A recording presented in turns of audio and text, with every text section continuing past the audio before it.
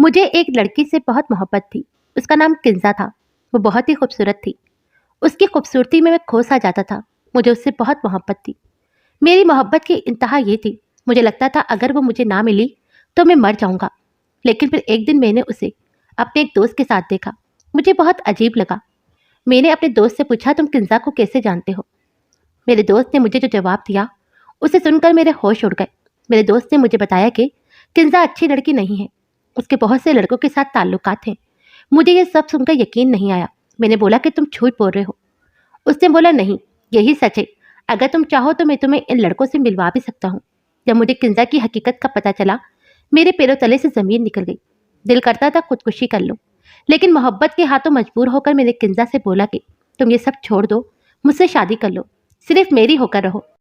لیکن اس نے میری بات نہیں مانی اور ایک دوسرے لڑکے سے شادی کر لی جو بہت امیر تھا، اور اس کے ساتھ باہر ملک چلی گئی اور میرا اس سے رابطہ ختم ہو گیا۔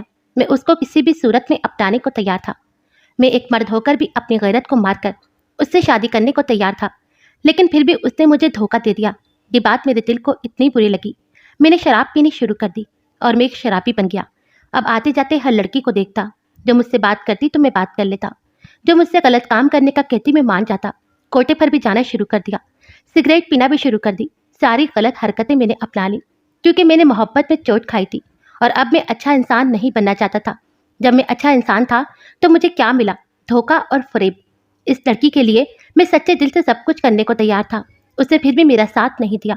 میں نے سوچ لیا تھا کہ اس دنیا میں اچھے لوگوں کے ساتھ کبھی اچھا نہیں ہوتا، اسی لیے برے بن کر رہو تو کوئی تمہارا دل نہیں توڑ پائے گا۔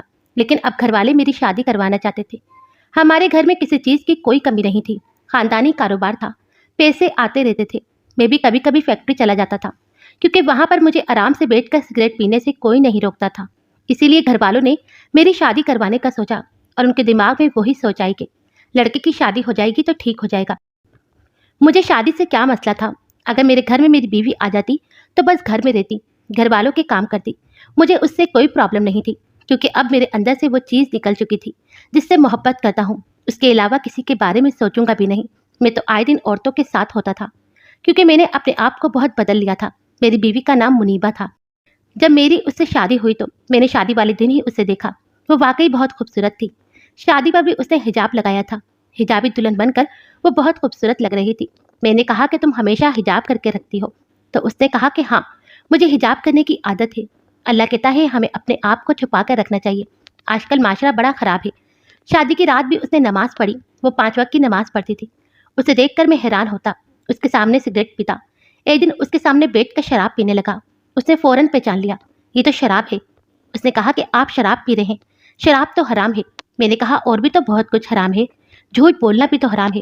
جب لوگ یہ سب کچھ کرتے ہیں تو بھی شراب کیوں نہیں پی سکتا؟ اس نے کہا کہ آپ کو اللہ کا واسطہ ہے یہ کام مت کریں، آپ کیوں اپنی آخرت خراب کر رہے ہیں؟ اگر آپ نے اپنی آخرت خراب کر لی تو دوزخ میں جائیں گے اور میں آپ کے ساتھ جنت میں جانا چاہتی ہوں۔ میں نے اس سے کہا کہ تم نے کون سا گھٹیا ناول پڑھا ہے جس کی باتیں تم مجھے سنا رہی ہو؟ اپنے کام سے کام رکھو، بیوی بن کر رہو۔ میرے معاملات میں بولنے کی ضرورت نہیں ہے تمہیں، تم سنوارو اپنی آخرت کو۔ میں نے تمہیں نہیں روکا، 5 وقت کی نماز پڑھو، جو مرضی کرو، لیکن میرے معاملے میں بولنے کی ضرورت نہیں۔ میں شرابی ہوں، سگریٹ بھی پیتا ہوں، میں زنا بھی کرتا ہوں، اور اگر تم نے میرے راستے میں آنے کی کوشش کی تو پھر مجھ سے برا کوئی نہیں ہوگا۔ میری بیوی پوری رات روتی رہی۔ میں نے اسے کہا کہ کیوں رو رو کر اپنی نیند خراب کر رہی ہو؟ پتہ نہیں وہ کس بات پر رو رہی تھی۔ لگتا ہے اسے بہت دکھ پہنچا تھا کہ اس کی شادی اتنے برے انسان سے ہو گئی۔ میری بیوی نے مجھے اگلے دن منع کیا اور کہا کہ آپ یہ سب کچھ چھوڑ دیں، آپ کا اپنا گھر ہے، میں ہوں، آپ کے ماں باپ ہیں، کاروبار ہے، اپنے آپ کو سنبھالیں۔ آپ کے ساتھ جو بھی ہوا ہے، آپ نے جس وجہ سے بھی سب کچھ کیا ہے، آپ اس کو بھول جائیں اور اب سے ایسا کچھ نہیں کریں گے۔ وہ مجھے بہت سمجھایا کرتی تھی لیکن میں بات نہیں مانتا تھا۔ میں نے کہا کہ نہیں، مجھے میری زندگی جینے دو، تم اپنے کام سے کام رکھو۔ ایک دن میں شراب کے نشے میں دھت کر آیا، میری طبیعت بھی بہت خراب تھی، پھر بھی میں نے شراب پی رکھی تھی کیونکہ کسی سے مجھے پتا چلا تھا میری سابقہ معشوقہ کے ہاں بیٹے کی پیدائش ہوئی ہے۔ مجھے بہت دکھ پہنچا تھا۔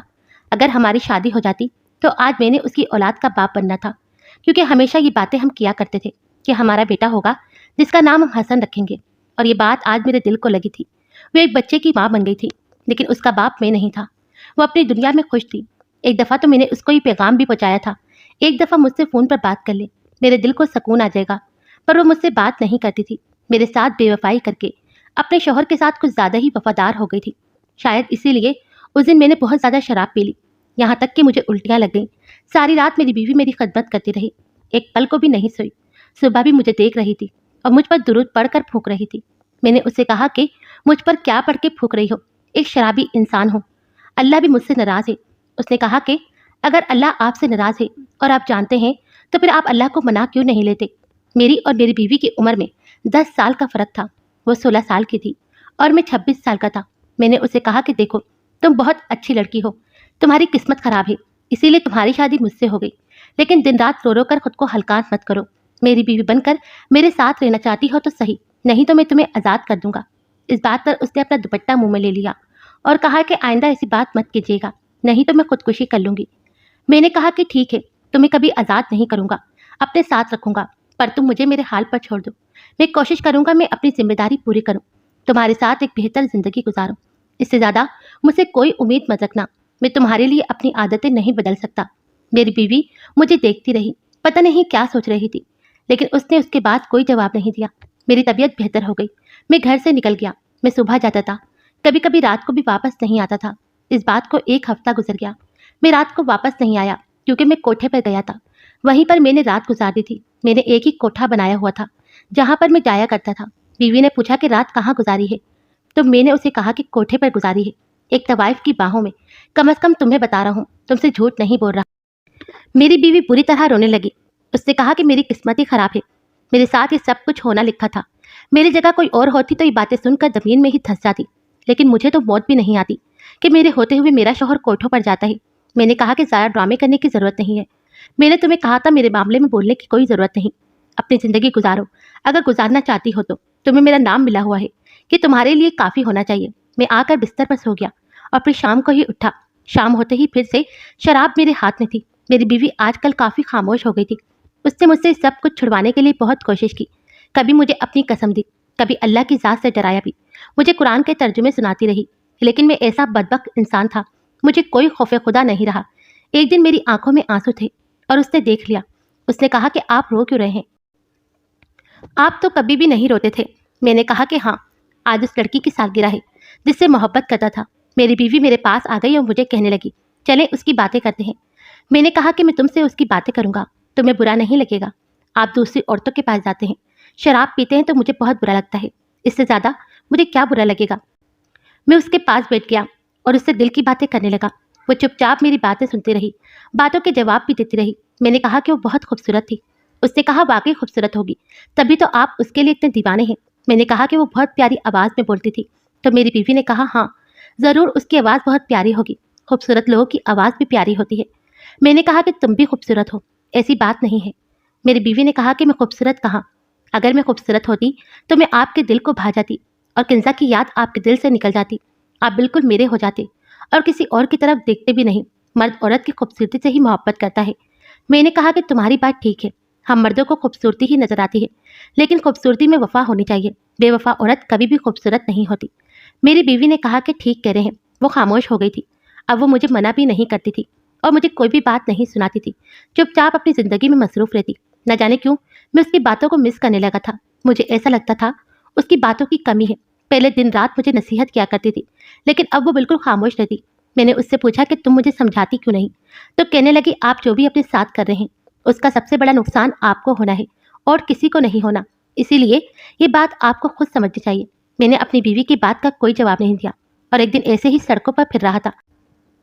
रात का वक्त था कि एक खूबसूरत निगाहों वाली लड़की मेरे पास आई और आकर मेरा हाथ थाम कर बोली, मेरे पीछे कुछ लोग लगे हैं।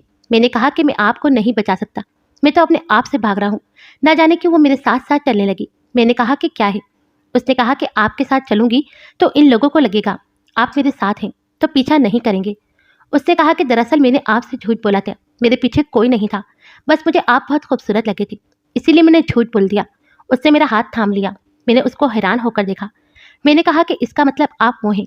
उसने कहा कि हाँ मैं वही हूँ, लेकिन आप मुझे शरीफ लगते हैं, इसीलिए मुझे लगा कि अगर सीधी बात करूंगी तो शायद आप मेरी बात नहीं मानेंगे, इसीलिए बात को थोड़ा घुमा कर दिया।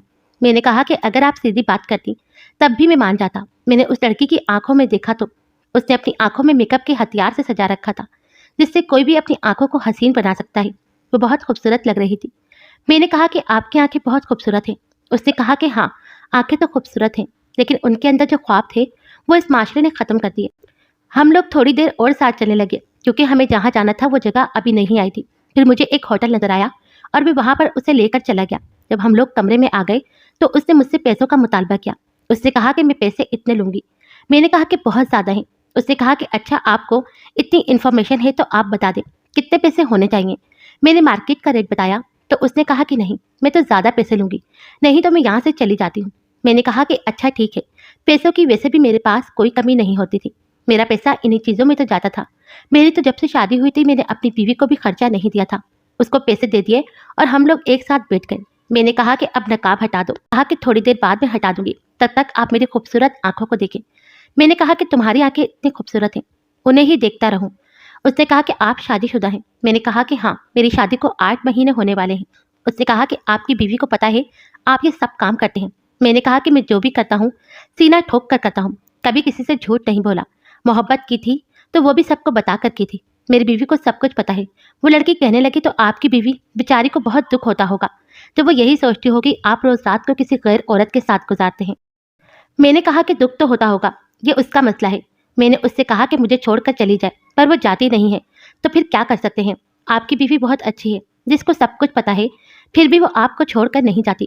آپ ایسی عورت کے ساتھ بے وفائی کریں گے تو آپ کو گناہ ملے گا۔ میں نے کہا کہ ابھی تک اتنے گناہ کر چکا ہوں اور اب گناہ کر لوں گا تو کیا ہو جائے گا؟